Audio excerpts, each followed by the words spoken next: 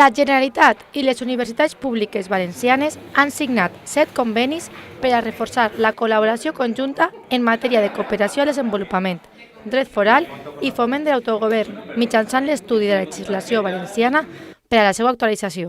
Avui hem signat aquests convenis, que el rector explicava molt bé. Ja tenim altres convenis en matèria de transparència i participació, en algun cas que ha donat lloc també a fer una càtedra. L'any que ve tindrem 5 càtedres de cooperació al desenvolupament en les distintes expressions i més càtedres concretes que anirem anunciant. Cal inserir aquest acte dins d'una satisfacció institucional per lo que es podria considerar una doble vessant de col·laboració institucional.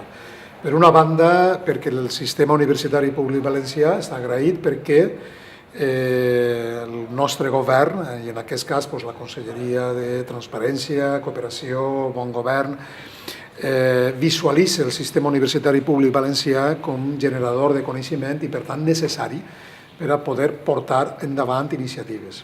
Amb això, des de la Conselleria de Transparència es finançaran aquestes actuacions suposant un cost de 570.000 euros. Una col·laboració que s'uneix als 5 convenis anteriors subscrits amb el sistema universitari públic valencià que ascendeix a un pressupost de 870.000 euros.